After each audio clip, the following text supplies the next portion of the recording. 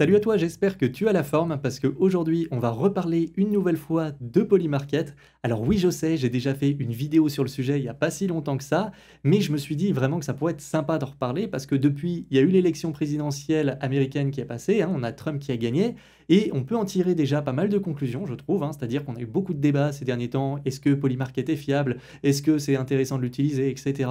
Et on avait des personnes qui vont nous disaient, bah non, c'est pas fiable, c'est juste une plateforme de paris, on peut manipuler les opinions, etc. avec. Et on avait des personnes qui nous disaient, vous dites n'importe quoi, on peut tout prédire, etc. Alors du coup, moi, si tu as vu ma précédente vidéo sur le sujet, je pense que tu connaîtras à peu près mon avis, hein, surtout que je l'avais fait pendant ces élections. Mais là, maintenant, ça a un petit peu renforcé mon avis que j'avais à l'époque. Et je me suis dit que ça pourrait être sympa de tirer des conclusions par rapport à Polymarket et de revenir aussi sur beaucoup de bêtises qui ont été dites à mon goût, à mes yeux, sur certains aspects de Polymarket. Donc on va revenir sur tout ça et on va faire une petite conclusion. Alors ça va être pas long hein, comme vidéo, mais je pense que c'est super intéressant. Moi en tout cas, je sais pas, c'est un sujet qui me passionne et pourtant j'aime pas du tout parier. Hein. Je n'utilise pas Polymarket du tout pour parier. J'ai même pas fait un pari sur Trump à part dans la vidéo où je t'ai montré comment l'utiliser. Mais voilà. Mais en tout cas, par contre, pour ce qu'il y a autour, je trouve ça super intéressant. Alors je précise que dans cette vidéo, bien sûr, tout ça, ce n'est que mon avis. Tu n'es pas du tout obligé d'être d'accord avec moi, hein, j'ai juste envie de le partager parce que je trouve ça passionnant, tout simplement. Donc si tu as un avis différent, par pitié, partage-le en commentaire, hein, surtout si tu le dis poliment, ça sera encore mieux reçu. Et en plus de ça, si jamais tu es d'accord avec moi ou que tu as des choses à ajouter, il ne faut pas hésiter également à le faire en commentaire. Donc rapidement, ce qu'on va faire, c'est qu'on va passer derrière mon écran. On va rappeler dans un premier temps ce qu'est Polymarket et comment ça fonctionne pour les personnes qui ne connaissent toujours pas. Donc j'ai fait une vidéo, hein, encore une fois, je le précise, sur le fonctionnement vraiment global de Polymarket. Je suis rentré beaucoup plus dans le détail que celle-ci. Et j'explique aussi, si tu veux parier, comment ça fonctionne, hein, mais en te présentant bien entendu les risques également. Alors, moi, je vais juste revenir sur quelques points pour quand même que tu comprennes globalement de quoi on parle. Donc, Polymarket, hein, c'est une plateforme décentralisée de paris prédictifs. Alors, je mets vraiment prédictif entre guillemets parce qu'on n'est pas dans le domaine de la Madame Irma, c'est-à-dire que là, on a un marché, hein, c'est-à-dire des acteurs qui vont parier hein, sur un acteur en plaçant de l'argent. Donc, je parie sur Trump, hein, du coup, j'achète une part. Donc là, je le marque aussi, on achète des participations, mais je vais redétailler ça légèrement après. Quand on va acheter des parts pour des candidats, ça va faire monter sa cote, et quand on va acheter les parts pour l'autre candidat, entre guillemets, ça va faire monter sa cote aussi. Mais ce qu'il faut comprendre, c'est qu'on achète du coup des participations qui peuvent par la suite aussi être revendues. Donc si je parie que oui, Trump va être élu, ça veut dire dans ce cas-là que j'achète une part de Trump et que cette part, après, je pourrais la revendre aussi. Et ça, c'est super intéressant. Donc ça veut dire que ce n'est pas uniquement une plateforme de paris sur laquelle je parie pour un candidat et j'attends après le résultat. Non, là, c'est-à-dire que ce pari, la cote va évoluer. Donc si par exemple ma part, quand j'ai parié sur Trump, ça valait 50 centimes, après elle vaut 75 centimes, et bien là j'ai déjà potentiellement une plus-value que je peux encaisser à n'importe quel moment. Pareil, si finalement j'avais acheté la part de Trump à 50 centimes et que maintenant elle ne vaut plus que 25 centimes et que je veux couper les pertes, je peux le faire également à tout moment. Donc ça c'est super intéressant et ça peut offrir des opportunités d'arbitrage et on va y revenir après. Alors, les cotes et les paris, il faut savoir aussi que ça évolue en temps réel. Encore une fois, hein, quand j'achète beaucoup de parts pour un candidat, quand le marché globalement va parier sur un candidat plus que l'autre, forcément sa cote va augmenter, hein, et ça c'est super intéressant. Alors ensuite, il faut savoir que, et ça j'ai mis, même si ça ne concerne pas le fonctionnement de Polymarket, mais Polymarket, ça a vraiment rencontré un énorme succès, hein, surtout dans la sphère crypto, mais même dans les médias mainstream, on en a parlé. Hein. D'ailleurs, on était un peu critique par rapport à Polymarket, et on remarquera aussi qu'il s'est beaucoup moins planté, enfin la plateforme Polymarket s'est beaucoup moins plantée avec son marché que la presse mainstream de façon générale. Alors, on va revenir rapidement aussi sur quelques confusions, parce qu'il y en a eu beaucoup hein, par rapport à Polymarket. C'est-à-dire qu'il y a beaucoup de personnes qui disaient que les résultats annoncés sont faux. Parce qu'ils te disaient oui, mais le système électoral des US est différent. Donc là, c'est ce que j'ai marqué ici au passage. Hein. Donc là, c'est vrai, hein, il est vraiment différent, le système des US. D'ailleurs, Asher a fait une excellente vidéo hein, pour résumer le fonctionnement en général. Hein. Ça dure 7 minutes, je crois, sa vidéo. Et ça englobe tous les points qu'il faut connaître pour rapidement comprendre cette élection. Mais ce que les personnes ne comprenaient pas, c'est que par exemple ici, hein, on voit 55% et 44%. Non, j'arrondis, hein, mais ce qu'il faut comprendre, c'est que là, il y avait des personnes qui nous disaient que Trump, il allait gagner avec 55,6% des votes. Sauf que c'est pas du tout ça que ça dit. Hein. Il faut bien regarder l'énoncé. C'est-à-dire que là, on parie sur l'élection, sur le gagnant de l'élection présidentielle. Donc là, le marché, tout simplement, il dit que Trump a plus de 55% de chances de gagner. C'est de la probabilité, tout simplement. Donc c'est une estimation des chances de gain de Trump, d'accord? Donc là, j'aurais pu parier aussi, non, Trump ne gagnera pas, hein, et dans ce cas-là, j'avais 44,5% de chances qu'il ne gagne pas. J'aurais pu faire oui pour Kamala Harris, non Kamala Harris, hein, c'est tout simplement comme ça que ça fonctionne, c'est pas plus compliqué que ça. Donc il faut bien comprendre que l'énoncé, tout simplement, on va parier sur une probabilité qu'un événement ait lieu ou pas. Donc oui, Trump va être élu, non, Trump ne sera pas élu. C'est tout simplement comme ça que ça fonctionne. Alors, il y a une autre confusion aussi qui a été faite, c'est de croire que Polymarket, c'est qu'une simple plateforme de paris au premier abord. Et je dois t'avouer que je pensais un petit peu comme ça au début, mais plus on y regardait, mine de rien, plus on s'est rendu compte que c'est une plateforme qui permet de sonder l'opinion des gens. Et ça, de façon beaucoup plus efficace que des instituts de sondage qui peuvent être moins fiables, qui sont moins transparents aussi, hein, forcément. Comment faire plus transparent que la blockchain, c'est un petit peu compliqué, et qui peuvent être orientés, hein, forcément. Ce qu'il faut comprendre, c'est qu'aujourd'hui, on avait des sondages qui étaient plutôt pro-Trump, pro-Kamala Harris, et là, je t'ai mis par exemple un article ici de BFM, hein, donc là, il te disait que globalement, c'était Kamala Harris qui était donnée gagnante. Mais là, je t'ai mis un tweet aussi de Roscoff, hein, qui disait que, majoritairement, tout ce qui était Web 2, c'était plutôt pour Kamala Harris, hein, disait que c'était elle qui allait gagner, et Web 3, on était plus en train de dire que c'était Trump. Sauf que la différence, que quand on disait que c'était Trump qui allait gagner, hein, sur le Web 3, on disait, oui, mais c'est parce que les Trump est pro-crypto, donc du coup, les gens pro-crypto vont voter pour Trump, etc. Mais il y a une chose qu'ils n'ont pas compris après, et on va y revenir ici, c'est que les gens, tout simplement, ne parient pas pour le candidat qu'elles aiment. Elles parient pour le candidat qu'elles pensent qu'ils vont lui faire gagner de l'argent. Il y a une incitation financière derrière.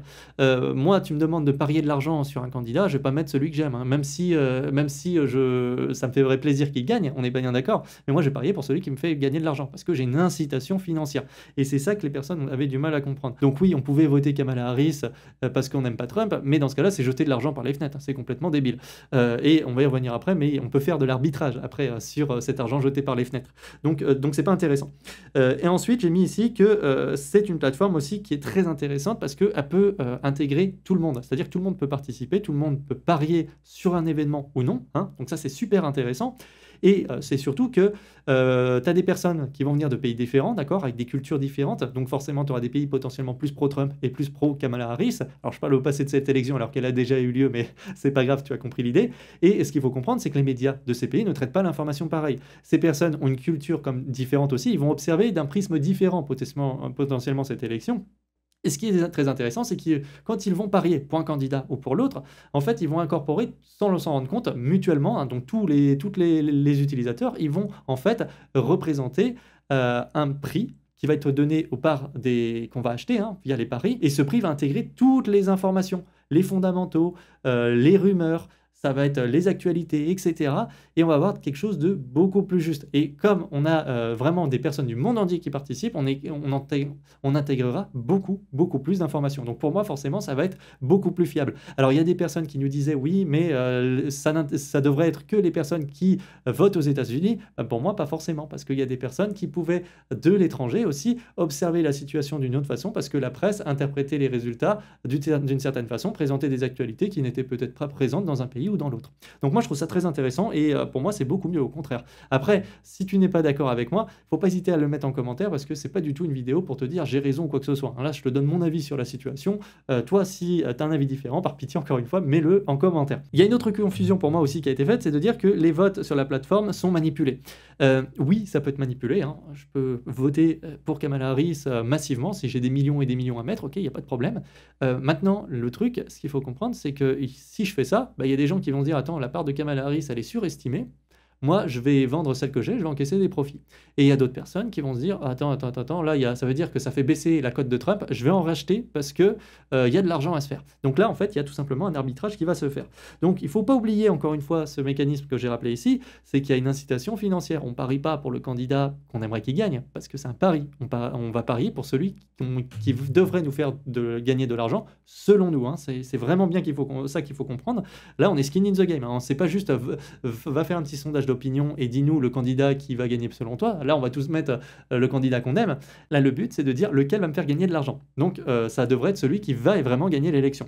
Donc voilà. Donc après, si on manipule, oui, mais il y aura de l'arbitrage. C'est comme quand, par exemple, on a des actions, hein. J'avais vu un thread sur Twitter, il faudrait que je te le mettrai en description si je le retrouve, mais il disait, par exemple, si tu as une action, tu veux manipuler son prix, tu peux tout à fait, hein. Si tu as l'argent, dans ce cas-là, tu vas mettre des millions et des millions, hein, et ce qui va se passer, bah, tu vas faire monter drastiquement son prix. Mais il y a des personnes, encore une fois, qui vont se dire, mais attends, le prix de l'action, il est complètement surévalué, et qui vont se mettre, du coup, à vendre leur action pour prendre des profits. Voilà. Et il y en a d'autres, après, qui vont mettre des shorts aussi, mais bon, ça c'est encore plus compliqué, on va pas rentrer dans le détail, mais voilà, il y a un arbitrage qui se fait, c'est obligatoire. Et là aussi, il y en avait. Donc là, par exemple, ici, hein, là, je sais qu'il y avait des personnes, alors je vais changer de couleur vite fait, ici sur mon graphique, je t'ai mis deux screens, tu vois bien que là, il y avait une descente pour Trump et une remontée de Kamala au niveau des cotes. Il y avait des personnes qui disaient qu'il y avait de la manipulation, alors c'est possible, mais derrière, il y a eu un arbitrage, hein, qui a été fait, ça c'est sûr, et ça se trouve, c'était même juste un arbitrage à ce moment-là, c'est-à-dire qu'il y avait des personnes, Trump était monté aux alentours des 65% à un moment donné, même pour moi, tu vois, ça paraissait beaucoup. Je me disais, bon, est-ce que c'est si tranché que ça? Je savais pas, et donc du coup, ce qui s'est passé, bah, je me suis dit, bah, il y a peut-être que de l'arbitrage, il y a des personnes aussi qui prennent des profits parce qu'ils se disaient, bah attends, si elles ont acheté quand Trump, par exemple, il était à 50%, et là, c'est passé à 65%, il y a des profits à prendre sur leur part et qui étaient en train d'être pris. Donc il y a vraiment un arbitrage qui se fait en fonction des actualités, en fonction aussi peut-être qu'il y avait en effet de la manipulation pour Kamala Harris, hein, c'est possible aussi, mais dans tous les cas, ça a été rattrapé par la suite et d'autres s'en sont mis plein les poches. Donc ça, c'est vraiment quelque chose qui est important à prendre en compte. Pour moi, c'est très compliqué en fait de manipuler ça sur du long terme, hein. Ou alors, il faut jeter vraiment des sommes considérables d'argent par les fenêtres et en fait, c'est redistribuer de l'argent à tout le monde, hein, donc c'est pas très intéressant. Alors ensuite, là maintenant, je voudrais répondre à une question. Est-ce que du coup, Polymarket, c'est fiable? Eh ben, c'est tout bête. Pour moi, la réponse, elle est quand même oui, hein, relativement. C'est-à-dire qu'on a une certaine fiabilité, hein, qui a été montrée par Polymarket durant cette élection. Alors là, je t'ai mis un petit mème qui est très drôle. D'ailleurs, je reviens sur celui-ci aussi parce que ici, c'était Polymarket a pas mal fait de tweets après par la suite pour se moquer de ceux qui les critiquaient. Donc là, il y avait plein de personnes qui disaient que c'était manipulé, hein.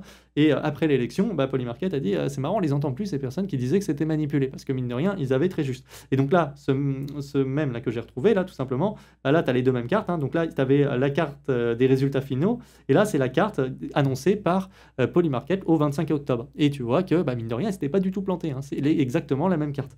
Donc on voit quand même que Polymarket a montré quand même une certaine fiabilité. Donc ça permet d'avoir une anticipation bien plus juste à l'instant T des opinions. Parce qu'encore une fois, on le rappelle, un sondage, c'est une capture de l'opinion à l'instant T, d'accord? Après, l'opinion des gens peut changer, hein. Par exemple, si Trump avait mis un coup de boule à une femme, j'invente un truc, mais tout de suite, là, il aurait énormément baissé dans les sondages à la seconde même où ça aurait été relayé dans la presse. Donc voilà, bon, l'exemple est un peu fort, hein, mais tu as compris l'idée. C'est juste pour te dire que voilà, à l'instant T, on a quelque chose qui va suivre beaucoup plus sur Polymarket parce que c'est en ligne, parce que directement, ça va réagir beaucoup plus rapidement à la nouvelle qu'un institut de sondage qui va devoir attendre le lendemain potentiellement pour faire ces petits sondages.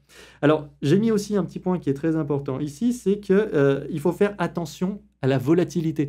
Parce que à court terme, on peut très bien avoir un candidat qui peut gagner 5%, puis de l'autre côté, 2 minutes après, il va perdre 7%, hein. Donc c'est une volatilité qui serait assez extrême, mais ce qu'il faut comprendre, c'est que sur les marchés, la volatilité, ça se traduit par de l'incertitude. Enfin, c'est plutôt l'incertitude qui va se traduire par de la volatilité. Mais du coup, ça peut arriver, il faut en avoir conscience, et là, ça voudrait dire que bon, les gens ne savent plus trop où on en est. Donc, par exemple, si tu avais de la volatilité, tu as un candidat qui gagne plus 5, moins 5, et qui, en fait, il alterne entre 50% et 55%, bah, ça voudrait dire que bon, le marché price dans cette zone-là, mais qu'ils sont pas trop sûrs. Et puis ça se trouve, ça peut exploser ou baisser encore une fois. Donc là, on a vraiment une incertitude. Donc là-dessus, je mettrais quand même un petit veto. Enfin, après, c'est mon ressenti. Dis-moi si tu n'es pas d'accord, mais je pense qu'il faut faire quand même aussi attention à cette volatilité. Et ça peut être aussi un inconvénient par rapport à Polymarket. Alors, du coup, que peut-on dire en termes de conclusion, hein, par rapport à Polymarket? Eh ben, j'en ai mis plusieurs, tout simplement. Déjà, la première, bah, c'est que les élections US ont montré que Polymarket, hein, quoi qu'on en dise, a montré une certaine fiabilité, hein. Je suis désolé, mais c'est un fait, hein. Ils ont très bien, le marché a très bien montré les choses, hein. Donc là, c'est ce que... Non, c'était ici, oui, pardon, que j'avais insisté sur le marché. Donc les utilisateurs, hein, ils forment un ensemble qui est le marché, tout simplement. Donc ça a fait une estimation, du coup, qui va être relativement fiable en général, Enfin, c'est ce qu'on a vu du moins pour les élections. Après, peut-être que ça ne sera pas le cas après. Je serai le premier à retourner ma veste, hein, mais je pense que là, au vu de ce qu'on a vu, normalement, ça devrait être correct. Ensuite, je reviens sur un point qui est très important, c'est que souvent, on va dire que pour les actions, pour les cryptos, le prix, c'est quelque chose qui va intégrer toutes les informations. Ça va intégrer les fondamentaux, les rumeurs, les actualités, etc.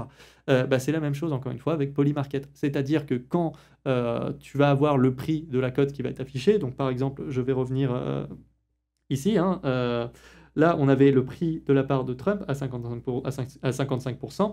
C'était ça prenait l'ensemble des informations. Le marché prenait l'ensemble de ces informations à ce moment-là. Mais après, on a vu par la suite que ça a évolué, hein, bien entendu, et que les nouvelles actualités ont changé le prix, hein, tout comme c'est le cas, hein, sur un marché avec des actions. Donc pour moi, et c'est ça que j'ai précisé, c'est que les paris seraient donc des sondages beaucoup plus efficaces s'ils ont suffisamment de volume, parce que oui, il faut forcément des gens, s'il n'y a personne qui fait le pari, hein, s'il y a deux utilisateurs qui vont faire des paris, ça ne sera pas très représentatif. Maintenant, là, dans le cas des élections américaines, là, on en avait vraiment suffisamment, on avait plein de volume, on avait du coup un prix qui, pour moi, paraissait beaucoup plus juste, et donc du coup, c'est très intéressant à observer, hein. Donc pour moi, vraiment, cette partie sur Polymarket, je l'ai trouvée exceptionnellement intéressante à ce niveau-là. Alors, il y a un autre point que j'ai trouvé très intéressant aussi, c'est que pour moi, ça pourrait servir d'indicateur anti-propagande. Alors, qu'est-ce que je dis par là? Tout simplement, alors c'est du conditionnel, hein, mais on remarquera par exemple que sur les médias mainstream, surtout par exemple BFM en France, etc., c'était vraiment pro-Kamala Harris. Alors la question est de se dire, est-ce que maintenant, si on a une prochaine élection, par exemple, et que BFM nous annonce un candidat, nous le présente encore comme meilleur, etc., et qu'on va voir sur Polymarket, et au niveau des cotes, on voit que c'est exactement l'opposé. Est-ce qu'on ne pourrait pas se dire à ce moment-là que BFM nous dit absolument n'importe quoi et qu'ils essayent d'orienter notre opinion comme ils l'ont fait par le passé, hein, pour plusieurs aspects.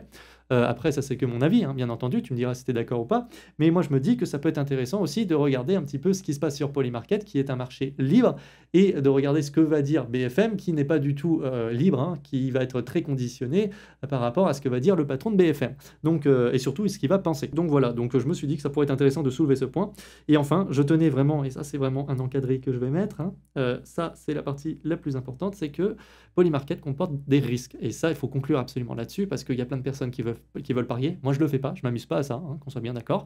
Donc si tu veux parier à tes risques et périls, j'ai fait une vidéo qui explique tout comment ça fonctionne, j'ai parlé de plein de risques, mais il faut prendre en compte ces risques absolument quand tu fais ça. C'est pas parfait, il y a des risques d'oracle, il y a des risques qui sont liés forcément au pari, il y a les risques de smart contract, etc.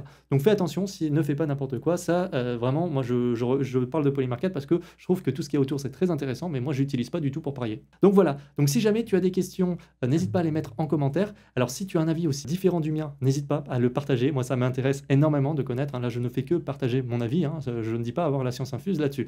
Là c'est pas une vidéo pour t'apprendre quelque chose pour le coup, c'est juste parce que j'avais envie d'en parler. Alors si jamais aussi tu es d'accord avec moi aussi, hein, n'hésite pas à le partager et aussi à ajouter des choses qui pour toi seraient bonnes à ajouter. Si aussi la vidéo t'a plu, n'hésite pas à me mettre un petit like, à t'abonner, à activer la cloche des notifications pour ne pas louper les prochaines. Je te dis à la prochaine, ciao.